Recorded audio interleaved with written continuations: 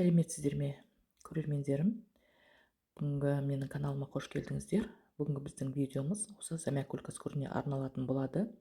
Неге замякулькастың жапырақтары сарғаяды, соның себептерін талқылап көрейік. Сіздер де келешек осы себептерді болдырмауыңыз үшін осы видеоны мен түсірмек болдым. Сонымен бастайық. Неге замякулькастың жапырақтары сарғаяды? Оның қандай себептері бар? Бірінші себеп ол тар ыдыс. Біз естіп жатамыз, көп гүл өсірушілер айтып жатады, өскін шықса көне жапырақ сарғаяды деп. Бірақ бір емес, екі емес, барлық жапырақтары емес, ұзын бір сабағы сарғаяды деп.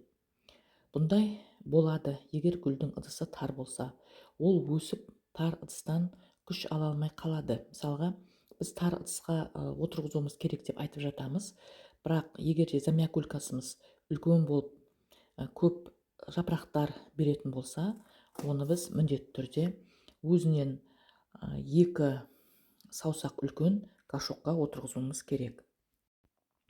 Бұл замякулькас жаңа өскіндерін шығара алмай, көне жапырақтарын сарғайтып тастайды да, орнына жаңадан өскіндер шығарады.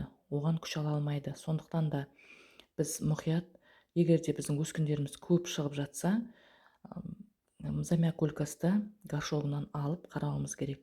Горшок тар болатын болса, оны басқа үлкен горшокқа отырғызуымыз керек.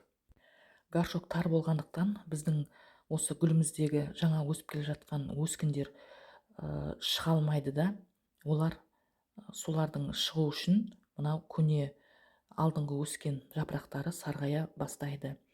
Сондықтан да біз мұқият, егер де горшогымызда көптеген өскін өсіп, горшогымыз 1-2 жыл осындай көне горшокта отыратын болса, міндетті түрде ол горшокты, жаңағы горшоктағы гүлімізді горшоктан алып, оның тамырын қарауымыз керек. Егер де ол өте тығыз картошкалар көп үлкейіп өскен болса, ол кезде оны міндетті түрде үлкендеу 2 немесе 4 сантиметр үлкен горшокқа отырғызуымыз керек.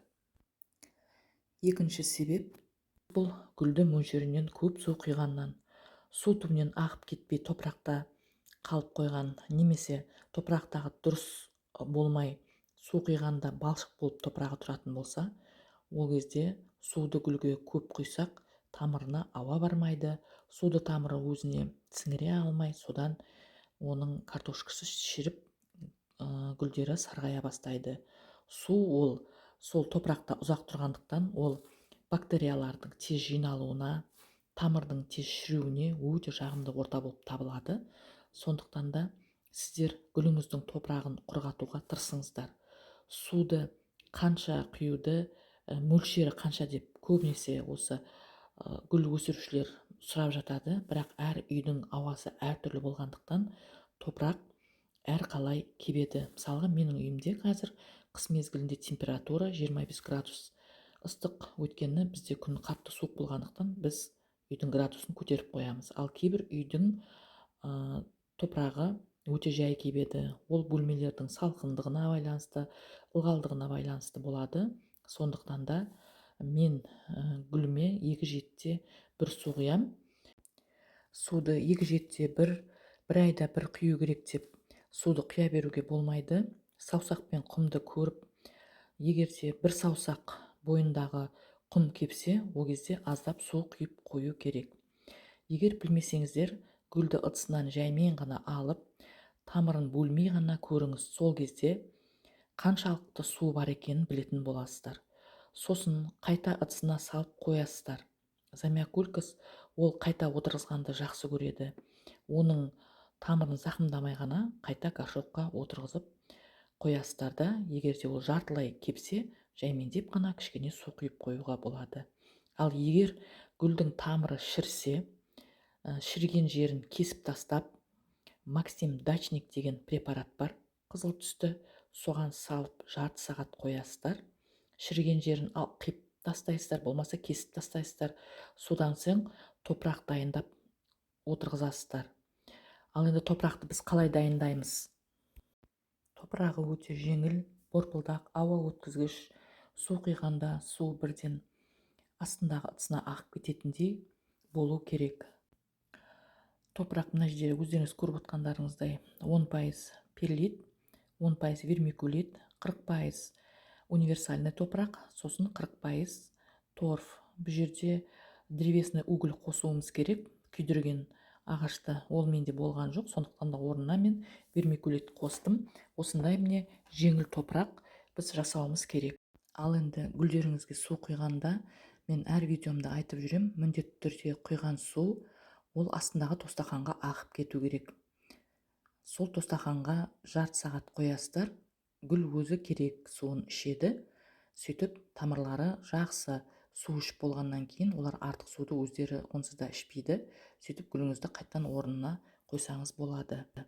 Ал жаңағы шіріген жерін алып тастап Максим дачникке салып қойып, содан кейін барып жаңағыдай таза құмға еккен гүліңізге еккеннен кейін цирконмен суарып қойсаңыздар болады. Үшінші себеп құрғақтық. Егер гүлдің тамырын көп құрғатып жіберсек те, гүл сарғая бастайды. Қатты құрғатып жіберуге де болмайды бұл гүлдің тамырын. Оны қайдан білеміз? Жапырақтары оралып, ұсқыны кетіп, жұмсарып, ұсқынсыз бола бастайды. Сабақтары әжімдене бастайды. Бұл картошкасы өзінің бойындағы су жетіспегендіктен, ол бірінші суды сабағы дейміз ғой, ұзын болып тұрған, сол сабағынан алады, одан кейін жапырақтарынан алады. Сөйтіп ақыр аяғында картошканың өзі ысқынсыз болып, мүжірайып, әжімдене бастайды, сола бастайды.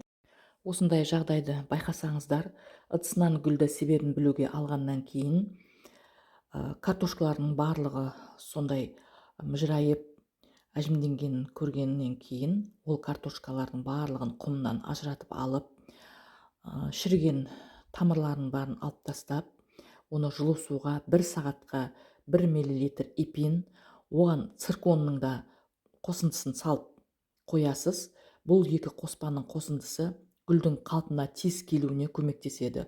Сосын 1 сағаттан кейін оны алып, құмға отырғызып, жаңағы екі қоспамен өзіне қайттан сол суды құйсаңыздар болады. Төртінші себеп естер. Бұл гүлді көбінесе трипсилар залалдайды. Онда да тамырын ашып, мұқият қарауымыз керек.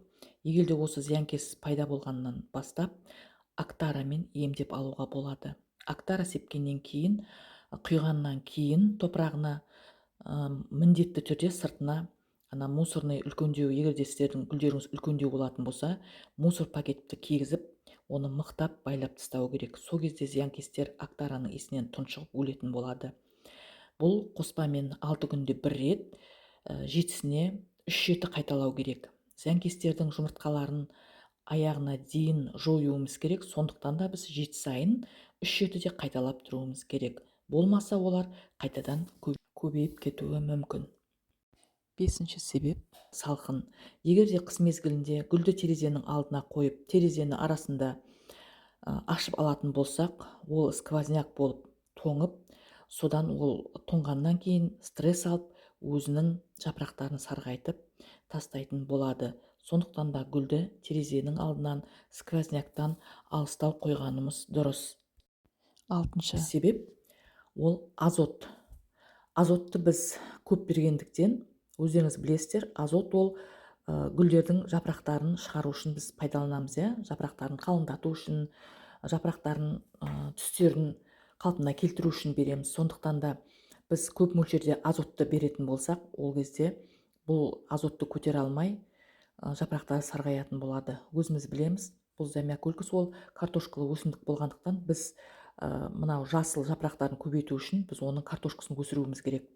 Сондықтан да біз тыңайтқышты таңдағанда тыңайтқышты мұқият оқып алуымыз керек. Ішінде барлық мөлшері бірдей азот, фосфор, калий, магний сияқты қоспалардың мөлшерлері өзі жазулы тұрады. Сондай қоспаларды берсек, біздің замиокулькамыздың картошкасы үлкен болып өсіп, сол кезде ол үлкен бізге әдемі жапырақтарын беретін болады. 7-ші себеп ол көне жапырақтар. Замиокулькас ол қартайып, мысалға 5 жылдық, 6 жылдық замиокулькас болса, ол өзінің алдыңғы көне жапырақтарын сарғайтып, содан тастауы мүмкін. Ол кезде біз ол жапырақтарын қиып тастасақ, оның астындағы картошкасынан қайтадан басқа жаңа өскен шығатын болады. Міне мен сіздерге осы замиокулькас, ақша шақыратын гүл, доллар гүл деп жатамыз. Сол гүлдің не себепті жапырағы сарғаятын себептерін мен сіздерге айтып түсіндірдім. Егер де менің осы айтқан кеңестерімді орындасаңыздар, сіздердің замиокулькастарыңыздың жапырақтары сарғаймай, жап-жасыл болып, әдемі болып өсіп тұратын болады. Егер де менің каналыма тіркелмеген болсаңыздар, тіркеліп, лайк басып, комментарий жаза отырыңыздар. Сіздермен болған бақыт, сау саламатта болыңыздар.